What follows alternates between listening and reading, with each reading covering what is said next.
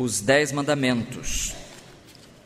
E você já deve saber que os 10 mandamentos estão em 2 lugares na Bíblia: Êxodo capítulo 20 e Deuteronômio capítulo 5. Nós estamos seguindo Êxodo capítulo 20. E hoje veremos o 6º mandamento, que está registrado em Êxodo capítulo 20, versículo 13, que diz assim: não matarás. Todos juntos? Não matarás. Vamos orar. Este é o padrão, Senhor, que colocaste em Tua palavra, para que observássemos e por ele desafiados crescêssemos. Obrigado pela oportunidade de estar em contato com a Tua palavra. Obrigado porque temos este livro precioso em nossas mãos, em nossa língua, e podemos a ele ter acesso. E obrigado porque nos dás também acesso à mensagem dele por meio da iluminação do Teu Santo Espírito. Fala agora, Senhor, ao nosso coração mais uma vez. Dependemos de Ti. Precisamos, Senhor, ouvir a Tua voz e não a voz de um homem. Precisamos ouvir o Teu Espírito falando nesta manhã a cada coração. Eis a nossa prece em nome de Cristo. Amém.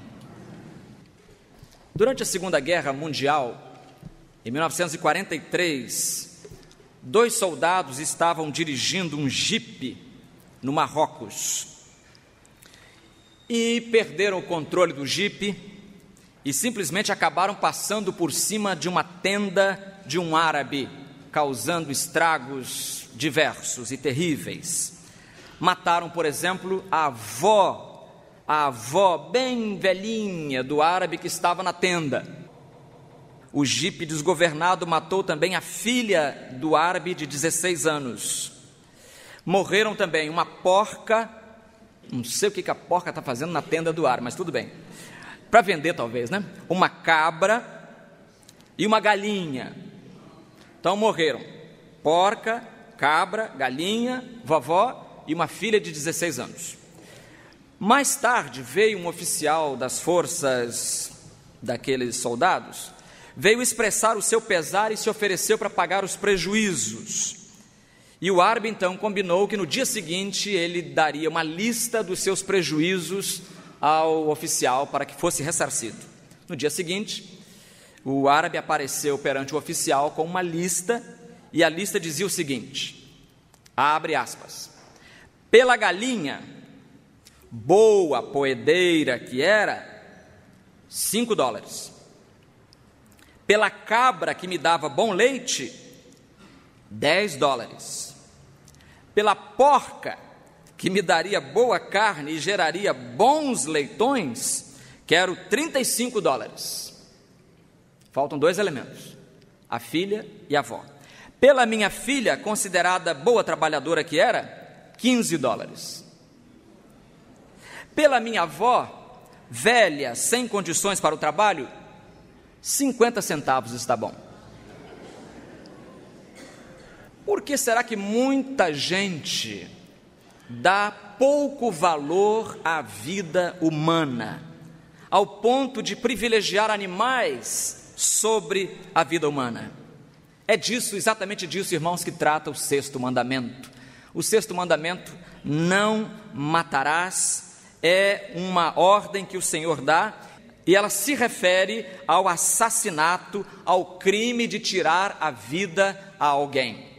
É interessante, os comentaristas todos são unânimes em lembrar que este mandamento não é dado no sentido de guerra, por exemplo. Não está falando de guerra, porque às vezes as guerras, infelizmente, são necessárias. O seu país é invadido, você vai então assistir de braço cruzado e vai deixar o inimigo fazer... Não, você tem que lutar para defender a sua terra. Então há guerras que Santo Agostinho chamava de guerra justa. A gente não sabe se é justa mesmo, mas às vezes tenta ser, não é? Não fala de guerra, não fala também de pena capital, pena de morte, até porque no Antigo Testamento havia a prática da pena de morte, mesmo com o mandamento dizendo não matarás. Então o mandamento não matarás é um mandamento individual, é para o indivíduo não matar o indivíduo, ou seja, para o indivíduo valorizar a vida.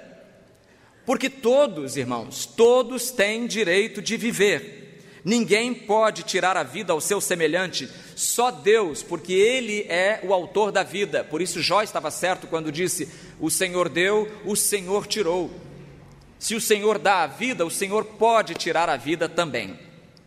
Entretanto, desde Caim, o patriarca da violência, inaugurou-se entre os homens o reinado macabro do Homo brutalis, ou seja, a humanidade se vê às voltas com tanto terror, com tanta morte. Quando se sabe que a cada 68 segundos um homem mata o outro na terra, a cada 68 segundos uma vida é ceifada. Quando sabemos disso, nós só temos que concordar com Nicholas Tinbergen, que disse que o homem é um assassino sem freios. O homem, infelizmente, é um assassino sem freios. O homem mata por motivos políticos, você viu agora o que aconteceu com Muammar Gaddafi, mata por motivos econômicos, mata por motivos pessoais, emocionais, profissionais e, infelizmente, mata até por motivos religiosos. Até a religião tem sido bandeira para proteger e para escorar a prática de crimes. Por exemplo, o delírio dos inquisidores levou 4 milhões de mulheres para a fogueira num autêntico genocídio. 4 milhões de mulheres foram queimadas, meus irmãos, por causa do delírio dos inquisidores, achando que as bruxas, e como bruxas elas tinham um poder enorme e influenciavam tanto na colheita quanto na saúde da população. Mata-se por isso, por aquilo outro, mata-se por dar cá aquela palha. O escritor russo Alexander Solzhenitsyn disse uma vez numa entrevista à revista Le Figaro, ele disse: o comunismo em 70 anos matou 60 milhões de pessoas. Quantas pessoas? 60 milhões de pessoas, irmãos, mortas por causa de uma ideologia política. Um outro exemplo concreto de desrespeito à vida, irmãos, foi dado por Stalin. O Stalin, no dia 12 de dezembro, o que aconteceu com ele? 12 de dezembro de 1938, assinou, irmãos, 30 listas de pessoas que seriam executadas. Assinou 30 listas. As pessoas seriam sentenciadas naquela noite, na noite daquele dia. Sabe o que aconteceu? Ele assinou e nessa mesma noite ele foi ao teatro assistir a 2 comédias. Assinou 30 listas, morreriam 5 mil pessoas por causa da sua assinatura, e mesmo assim naquele dia ele foi ao teatro assistir a 2 comédias.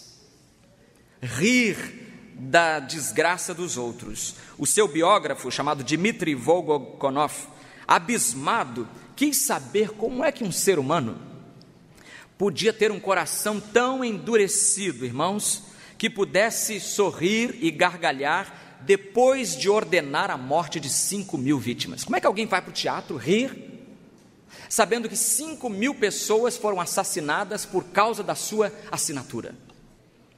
E Hitler? E Hitler, que não ficava atrás. Um crematório de um campo de concentração na Alemanha, chamado Sachsenhausen, era uma unidade produtiva extremamente funcional. Essa unidade eu escolhi porque ela funcionava 24 horas por dia, sem descanso semanal, para matar. Era uma máquina de matar. E a produção média era de 96 cremações diárias. Todo dia 96 vidas eram torradas neste campo de concentração. Nos períodos de trabalho mais intensos chegavam a 100 pessoas. Portanto, 3 mil pessoas por mês ou 36 mil pessoas por ano. Todos nós sabemos hoje que os nazistas, desde o processo de Nuremberg, que se firmou a cifra de 6 milhões de vítimas de judeus mortos pelo regime nazista. O Conselho Mundial Judaico até mais, dá um pouquinho menos, ele dá 5 milhões e 700 mil vítimas. Mas estima-se que ao todo, cerca de 18 milhões de seres humanos, 18 milhões passaram pelos campos de concentração nazistas na Alemanha e na Europa ocupada. Quanto vale uma vida? Quanto vale o ser humano? Um czar da Rússia foi visitar na Europa, ele chegou à França e quis conhecer a guilhotina, invenção recente na época. Então, alguém foi junto explicando como é que funcionava a guilhotina. E o czar ficou uma fera, sabe por quê? Porque os franceses dificultaram o fato de que ele queria uma demonstração. Ele achava que era só ir à rua, pegar alguém, botar ali com a cabeça e demonstrar. Simples assim, por que essa burocracia toda? A pessoa humana não vale nada, então você pode pegar alguém na rua, botar aqui na guilhotina para ver, olha como é que funciona. Corta-se a cabeça da pessoa. Na China, Mao Tse-tung, para fazer a revolução cultural, teve que assassinar 10 milhões de pessoas. 10 milhões. É de se perguntar também, e o capitalismo selvagem? Quantos milhões já não terá assassinado essa ideologia?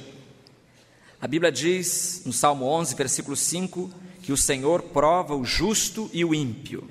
A sua alma odeia ao que ama a violência. A alma do Senhor odeia a violência. E olha que é um Deus santo, mas um Deus que não quer a violência. Por isso, consignou na sua palavra esta ordem: não matarás. Será que matamos só com armas de fogo apontadas para as pessoas?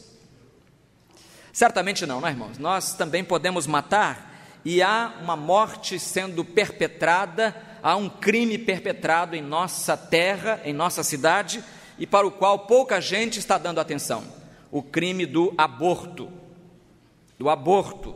Você sabia que o Brasil é o país campeão mundial de abortos?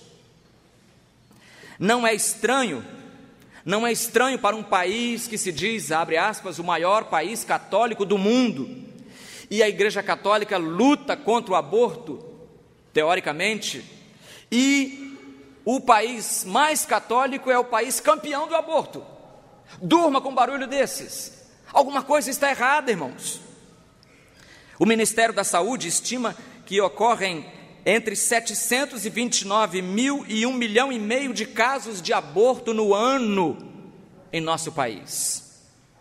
Desconfie-se dela, porque os casos de aborto geralmente são clandestinos, portanto não entram oficialmente nas estatísticas, mas assim, pesquisa de boca de urna, vamos dizer assim, dão esses números assustadores. Em nosso país, irmãos, a taxa de interrupção de gravidez supera a taxa de nascimento. Nasce menos meninos e meninas do que os que são abortados. A cada hora, 168 crianças deixam de nascer. E, paralelamente, é claro, a principal causa mortes entre as mulheres brasileiras é o aborto provocado. Nós temos em nossa cidade mesmo clínicas clandestinas para fazer isso. Em Belém do Pará, segundo o Fantástico de agosto do ano passado, um aborto é cometido a cada 15 minutos, em Belém do Pará. A cada 15 minutos, com a proteção da polícia. Tem até polícia na porta para proteger a clínica, porque senão alguém pode ir lá querer depredá-la. As mulheres que fazem ou fizeram aborto, revela o Ministério da Saúde, isso é mais espantoso ainda, as mulheres que fizeram são predominantemente da religião católica, seguidas de protestantes e evangélicas. E, irmãos, quando eu li isso, eu falei, não posso incluir isso no sermão. Nós estamos numa igreja evangélica, como é que a gente vai dizer que as mulheres evangélicas também estão nessa estatística? Não há diferença alguma? Será que nós não lemos na Bíblia, não matarás, e que aborto é matar? Mas além do aborto, nós também matamos pela eutanásia. Eutanásia, palavra grega que significa literalmente boa morte. Boa morte, que boa morte, hein? Você está lá doente no hospital e a enfermeira vem e diz: olha, nem diz nada, ela diz: de acordo com a família, eu vou desligar essa máquina. E vai lá e puxa, tira da tomada a máquina que fazia a pessoa viver. Irmãos, é impressionante, porque há relatos de pessoas que passaram anos e anos e anos nessa condição e um belo dia acordaram e dizem: onde é que eu estou? E todo mundo sai correndo. Onde que eu estou? O que aconteceu? Não é impressionante isso? Quer dizer, nós não temos o direito de tirar a vida. O ser humano, eu acho que essa ideia da eutanásia, fiquei raciocinando um tempo e achei que há uma conexão entre a eutanásia e o sacrifício de animal.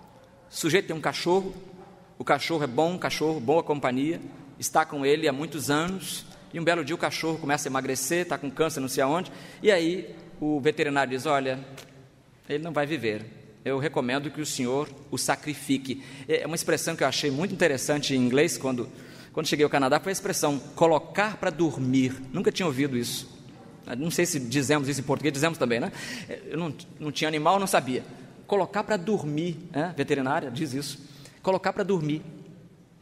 Então eu acho que assim como nós colocamos para dormir eternamente um bicho que a gente amou por um tempo e que nos serviu de companhia, então a gente transfere, irmãos, a mesma lógica para o ser humano.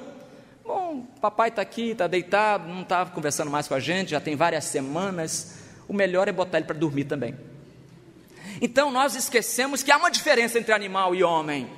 Animal é uma coisa, homem é outra. Ou então a Constituição brasileira não colocaria no seu primeiro parágrafo, no artigo 3º, não colocaria, no artigo 1º, inciso 3º, não colocaria a dignidade da pessoa humana.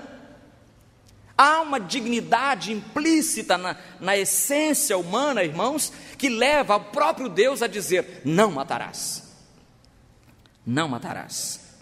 E por isso Agostinho disse: não é lícito matar o outro, ainda que ele o quisesse, mesmo se ele o pedisse, nem é lícito sequer quando o doente já não estivesse em condições de sobreviver. Não matarás pelo aborto, não matarás pela eutanásia, não matarás pela poluição.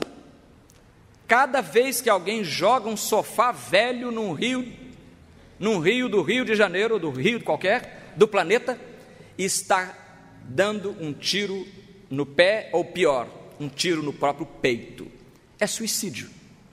Cada vez que um pneu velho é jogado na Baía de Guanabara, é menos vida que sobra para a gente. Nós estamos matando o planeta ao desmatar a terra, ao destruir a natureza, mas sobre isso eu não preciso falar muito, porque já falei domingos anteriores. Não matarás pelas drogas. Não matarás pelas drogas, irmãos. Há uma campanha contra as drogas, cujo lema é: drogas matam. Drogas matam. Acho que todo mundo já sabe disso, né? Mesmo viciado, dependente, já sabe que drogas matam.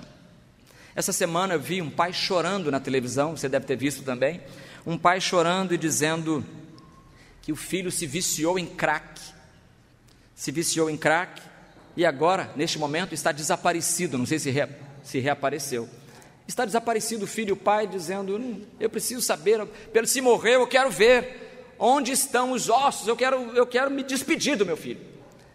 Drogas matam. E adolescente, você que está aqui, na escola vão lhe oferecer certamente, ou nas ruas, ou na vizinhança, os seus amigos, pode ser que você tenha um grande amigo que está fazendo o que não devia em termos de drogas. Se ele vier e oferecer a você, diga: muito obrigado, eu quero continuar sendo seu amigo, mas eu não posso experimentar isso. Nem experimente, porque ao experimentar, especialmente o crack, dizem que é uma droga barata, fácil de achar, você experimenta e se torna dependente, e aí está morto. Irmãos, não experimente droga nenhuma. E por fim, não matarás pelo ódio. O Senhor, a Bíblia está cheia de textos, Mas um deles, 1 João 3,15, diz assim: todo aquele que odeia a seu irmão é homicida. Irmão, aquele que odeia é homicida. João está dizendo para a gente que não é necessário ter uma arma apontada e disparada contra alguém para cometer assassinato. O homicídio começa no coração. Ao odiar uma pessoa, nós já estamos matando aquela pessoa. E é interessante porque quando a gente lê na Bíblia, não matarás, a gente pensa que é um mandamento que eu não vou transgredir, não vou matar ninguém. Que isso? Sou um cabra do bem, sou um sujeito legal, de boa formação, de boa família, trabalho, sou um profissional. Como é que eu vou matar alguém? Que é isso? Não matarás, isso não é para mim, isso é para esses infelizes. Mas a Bíblia diz que quando nós odiamos o nosso irmão, é a mesma coisa que ter apanhado uma arma e ter dado um tiro na cara dele. Foi a mesma coisa. O que fez aquele árabe dar um tiro na barriga de Muammar Gaddafi foi justamente isso. O ódio. Claro, tem a outra contrapartida que Muammar Gaddafi plantou o ódio a vida inteira, a gente precisa também dar os descontos. Mas quem matou não foi um revólver, foi o ódio do seu compatriota. Foi o ódio do compatriota que matou Muammar Gaddafi. Eu quero terminar com uma história da qual eu soube, fiquei tomando ciência dessa história. Em 1986, em Cascadura, um irmão um dia chegou para mim, logo que eu tomei posse lá, e me contou a seguinte história: pastor, vou lhe contar a minha história de vida rapidamente. E eu gostei tanto da história dele que eu escrevi a história, está no livro Conta Outra ou Histórias para Sermões e Palestras.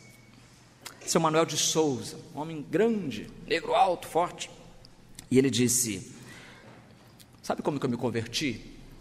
Eu trabalhava ali no centro da cidade, e meu patrão era muito bruto, muito terrível homem, e ele me brigou comigo, me humilhava, e um dia ele me humilhou tanto, que eu saí dali e eu disse: vou matar esse homem.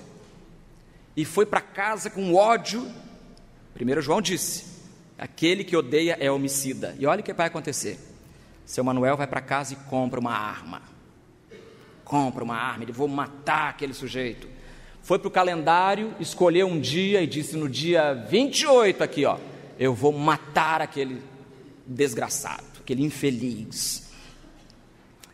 E foi trabalhando com raiva do patrão, mas já esperando o dia certo chegar. Um dia ele passa na Central do Brasil e tem lá um grupo de evangélicos. E tem gente que não acredita ainda que evangelho pregado na rua faça algum efeito. Faz.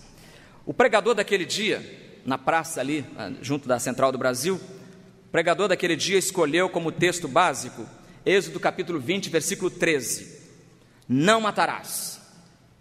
Não matarás. Na praça, perto do trem da Central do Brasil, o indivíduo pregando: não matarás. Só que o pregador, disse-me o irmão Manuel, era muito limitado nos seus recursos retóricos. Ele não sabia pregar, na verdade. Ele estava começando os primeiros passos, e primeiríssimos, e leu: não matarás. Irmãos, aqui está dizendo: não matarás, porque, meus prezados amigos, não matarás. E senhores e senhoras, não matarás. Ele não sabia mais o que falar, ficou só no não matarás. Mas ele repetiu esse mandamento, irmãos. Veja como o Espírito de Deus trabalha, né? Repetiu de uma forma que essa coisa, essa palavra, essa mensagem penetrou no coração daquele irmão, e ele foi para casa ouvindo aquilo: não matarás. Senhoras e senhores, não matarás. Meus prezados ouvintes, não matarás. E ele disse: sabe de uma coisa? Eu não posso matar. Procurou a igreja, entregou-se a Cristo Jesus e não matou o seu patrão. E o título da história é: morreu antes de matar. Porque ele se converteu, ele morreu e se transformou numa nova criatura. E eu conheci velhinho, lá em Cascadura, tomando conta de uma congregação que tínhamos lá no alto do Morro da Primavera. Deus é assim. Só o Senhor pode tirar a vida. Não matarás. Amém.